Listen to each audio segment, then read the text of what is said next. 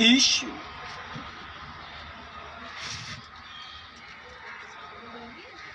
प्रभु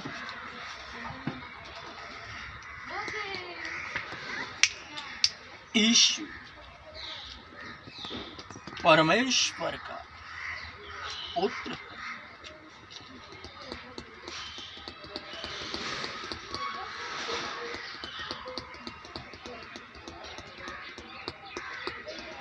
issue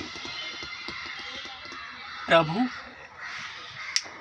issue परमेश्वर का पुत्र है।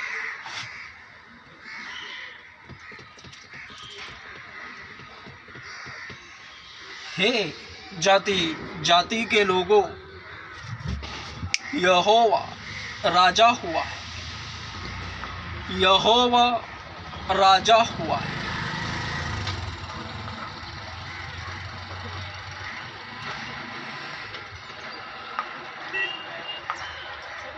संसार के सुअर आतंकवादी क्यों बनते?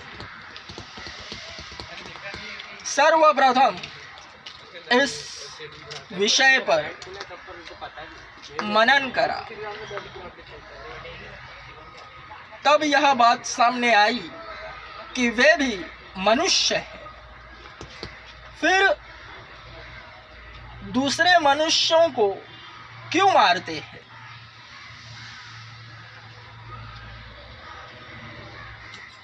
सखोलता से विचार करने पर पता चला कि उनकी जो किताब है उसमें लिखा है अन्य जाति काफिर हैं, उन्हें मार डालो।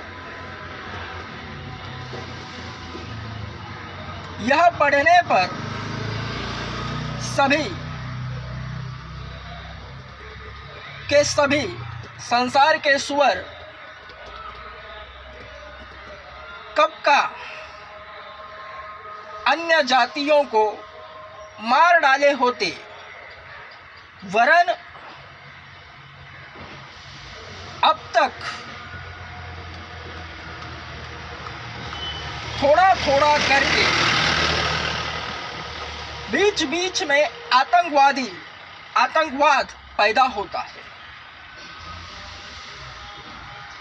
ऐसा क्यों? क्योंकि लिखा तो कब का है।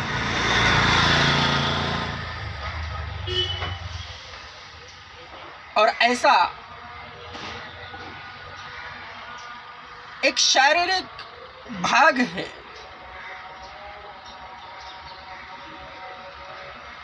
दुनिया में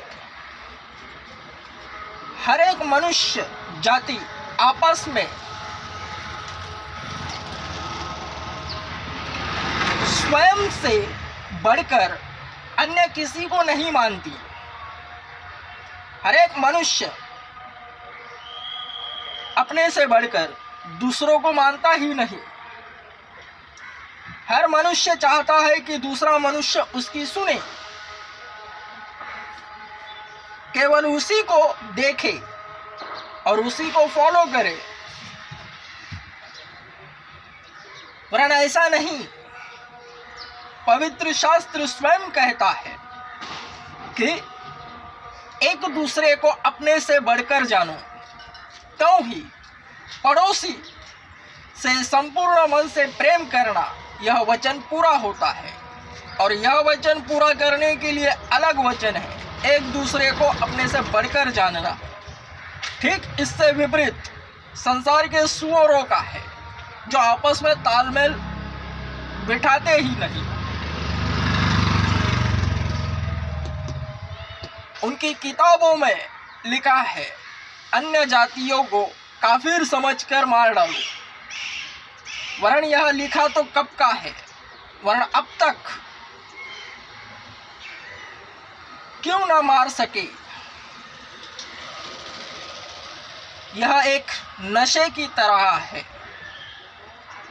उनकी लिखावट, उनको पढ़ना एक नशा है। गांजा उनको पढ़ते ही उस लिखावट को अन्य जातियों को काफिर समझकर मार डालो, गांजा का जोर का झटका लेने के बराबर है। और उस झटके में जो नशा होता है, सुन्नता, वह पैदा होता है। भांग की गोली रहती है, वह खाने पर उसका नशे में रहना है, उसे संभालना है। ठीक उसी तरह वह लिखावट को पढ़ना है जो संसार के सुअरों की किताब में लिखा है।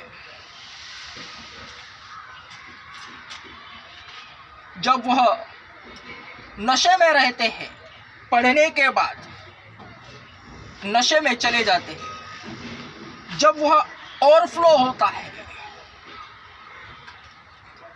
भांग का नशा जब ओवरफ्लो होता है, फूटता है,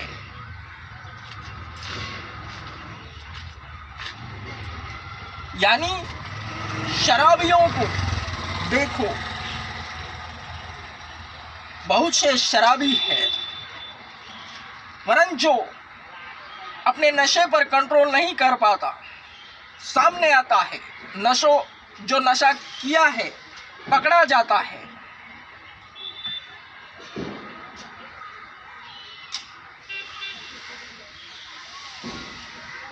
वे आतंकवादी हैं। इस तरह आतंकवादी बनते हैं।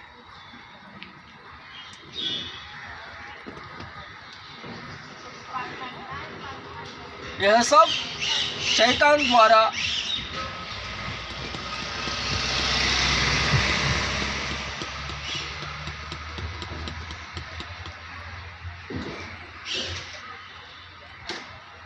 निर्मित पपलू है, चक्रव्यूह।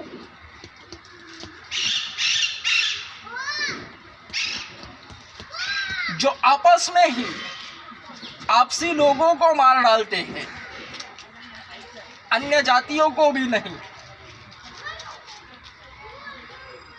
संसार के सुअर जो आतंकवादी बनते हैं, भांग का गोला जब खाते हैं, उसे पढ़ना, अन्य जातियों को मार डालना, पढ़ते ही भांग का गोला खाने के बराबर नशा होता है। वरन जब वह ओवरफ्लो होता है, उस नशे में टिके रहना है, बधिर। किसी भी गांजा पीने वालों को देखो, सुम रहते हैं।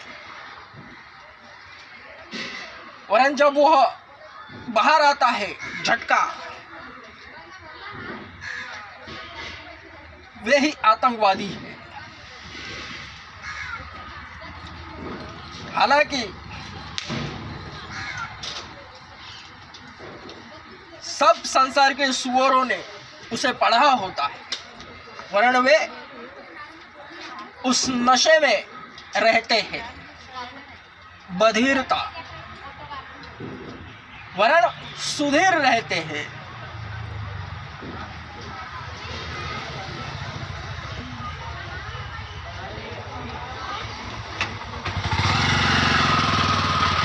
एक समय एक व्यक्ति ने भांग का गोला खाया, यानी उस लिखावट को पढ़ा जो अन्य जातियों को काफिर समझकर मार डालने को कहता है। उसे पढ़ना यानी भांग का गोला खाना।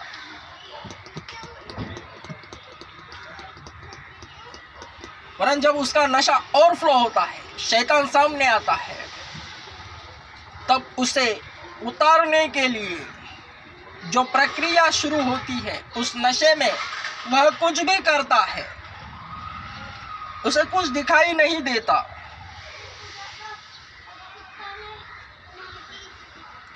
वही आतंकवादी है। इसी तरह आतंकवादी पैदा होते हैं।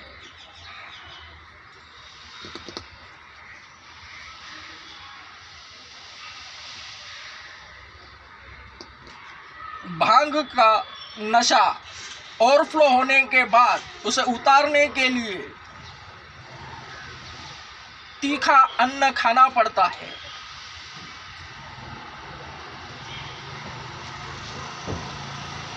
बाहर उस नशे को जो हुआ है दिखाना पड़ता है, यानी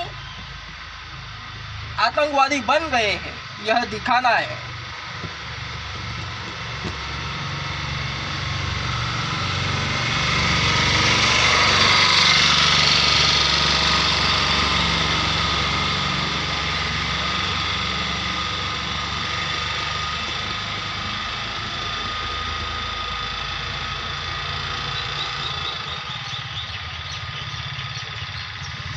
एक दूसरे को मार डालना यह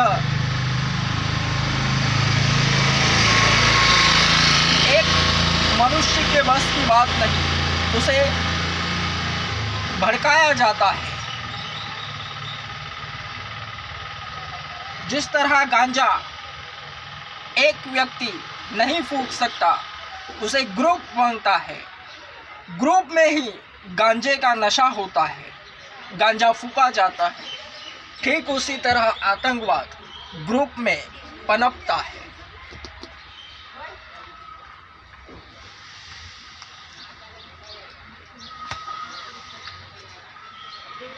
मैं फिर से कहता हूं,